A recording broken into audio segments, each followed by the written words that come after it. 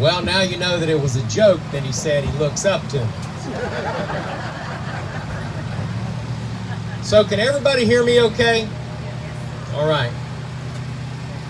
So when I was called and I was asked to do this dedication ceremony, I decided that, not only would I do this, but to be asked to do this as the guest speaker, I thought that it was important for me to do a little bit of studying, do a little bit of history, reaching down into and understanding who these three young men were that sacrificed their life for the defense of this nation. Regardless of what wars we served in, I can tell you that all of them require a sacrifice. There is a term that is said often. It said all gave some and some gave all. Well, these men gave all they had. And every day we get up and we thank the good Lord above for the country and the freedom that we have, because God truly blessed America with men like these, and women too. I served for 22 years in the United States Army. Thank you. I went to war twice, 26 months in combat. I was shot 3 different times, so I understand the feeling. I have 2 sons that are serving. One has already been and come back. Thank you, Jesus. Amen. Amen. One is preparing to leave now. And I pray to God every day for him and everyone that serves this nation, because we wake up covered in the blanket of freedom that men like these 3 men weaved every stitch that they had to make. No one gave more than these men that we're honoring today. No one. We all have friends.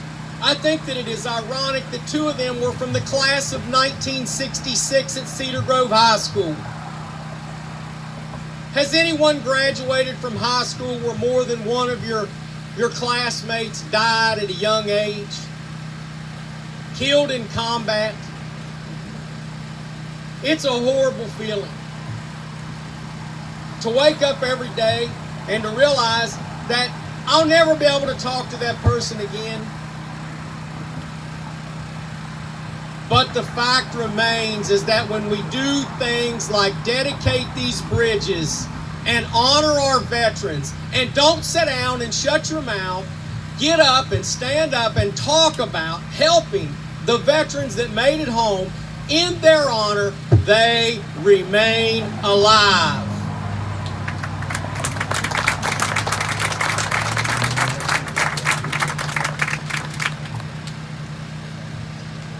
In the book of John, chapter 15, verse 13 says, "Greater love hath no man than this, that a man lay down his life for his friends." That brings us comfort. These 3 young men from this small community left a void in this community, a tremendous void in this community. But the honor and the sacrifice and the service that they gave also left a tremendous set of shoes to fill from every generation that has come beyond them. Earl Russell Cobb, known throughout his life as Russell, born in 1946, shortly after the Second World War. Graduated from Cedar Grove High School, class of 1966, served in the 26th Infantry Regiment of the 25th Infantry Division. I would bet that he was a wolfhound.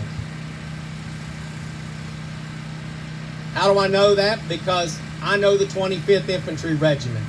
They're right now stationed, they were stationed in Hawaii. They were in Iraq when I was in Iraq. Their legacy lives on. The fierceness and the veracity that they performed in combat in Vietnam and in wars today is well known. The fact that Mr. Cobb served in that kind of a unit should make this community proud. Carl Bradford Pumpkin Goodson, born October 14, 1948, grew up in Kelly's Creek outside of Cedar Grove. Graduated from Cedar Grove High School with Russell Cobb, the class of 1966. Same class that my dad graduated in, by the way, from Winfield High School. And he went to Vietnam as well. But we see here where he served with the 101st Airborne Division, Screaming Eagles, that has a history that goes back to the Second World War. And let me tell you something, I know I served in that very division. The fact that Pumpkin was in that division should make this community proud. The legacy that all of those soldiers that served in these units lives on in the faces of every Screaming Eagle that stands up today and serves this nation. It's the breath, the last breath of these young men that makes the flags wave. It's their stories that gives us the motivation. Men like my sons, to give them the motivation because they know the history of people like this. To know what they've sacrificed and given freely. The 101st Airborne Division, where he was killed in action on April 6, 1970. All three of them were not in country a tremendous amount of time. But let me tell you, 1 minute in combat is an eternity. Someone asked me one time, I was in a firefight. I was shot, my driver was shot, my gunner was shot, and we were all laying there bleeding out on an MSR in Iraq. When it come down, we did the study of that. That battle lasted for about 18 minutes. 18 minutes. And in its wake, laid the 4 of us wounded and 18 enemy KIA. Let me tell you, it doesn't take a lot of time in combat. If you served 1 minute under fire, you deserve our admiration, respect, honor, dignity, and we need to memorialize these people every day. We don't need to be waiting for the next year or the next year to get legislation passed. I'm telling you. And I will take a personal interest in this from this day forward.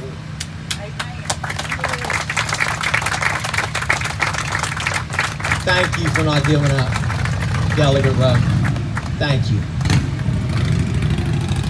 George Thomas Saunders, Jr. He was born during the Second World War, 1942, February 28th. Ironically, my dad's birthday was February 28th, and he was born 1945. George joined the United States Army and served 6 years and attained the rank of Staff Sergeant. I know people that it took them 10 years to make sergeant.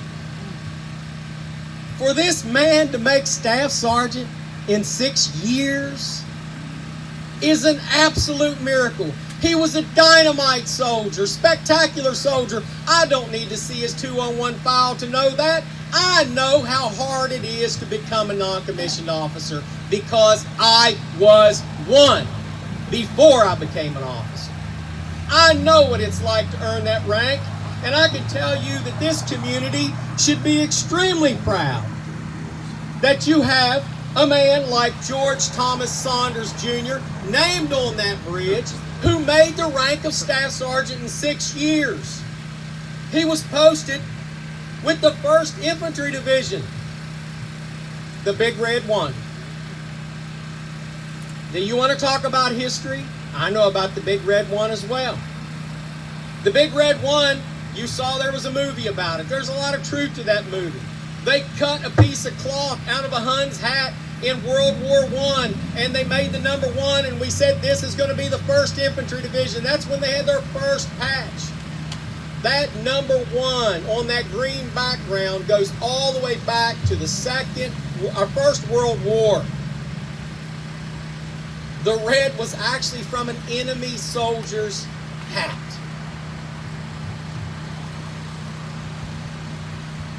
He was there in 1965 in the Republic of Vietnam. Posted to the 1st Military Police Company. Now I'm going to tell you something. I had a few run-ins with the MPs when I was a young soldier. I can imagine that Staff Sergeant Saunders would have tightened me up too. But the fact remains is when we hit boots on the ground, it didn't matter. We served together. And I can promise you that all 3 of these soldiers, their memory lives in this community. Now, we're never going to forget them because we drive across that bridge. We're never going to forget them.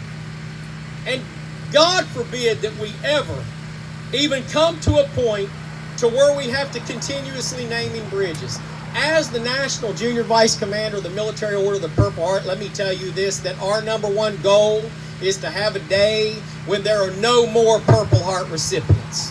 A day when we don't have any American that qualifies for membership in the Military Order of the Purple Heart because no one's getting killed or wounded. Peace is our ultimate destination. Peace is what we should strive for. Unfortunately, we live in a world that requires our men and women to go into harm's way even to this very day. I want to tell you something. The news of these 3 men hit national headquarters at the Military Order of the Purple Heart and hit us in the heart. I'm from West Virginia. I live 81 miles up the road. But when this came up, folks, I said, we have got to get Cedar Grove a Military Order of the Purple Heart flag that you can fly underneath the American and the state flag. Just like you fly your Gold Star Mothers flag, or just like you fly the POW flag. But this is so special because this community, in addition to these 3 men, had dozens and dozens and dozens of Purple Heart recipients that live in your community. Go talk to some of your neighbors.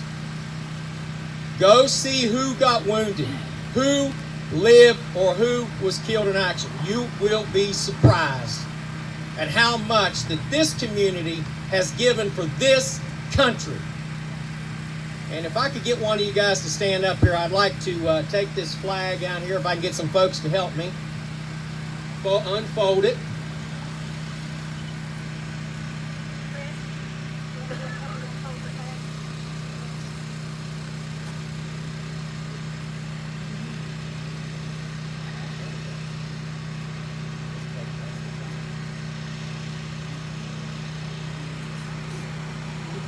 On behalf of the Military Order of the Purple Heart of the United States of America, we do declare Cedar Grove as a Purple Heart community and would have you to fly this flag in honor of the sacrifices made by the men and women who have earned the Purple Heart medal.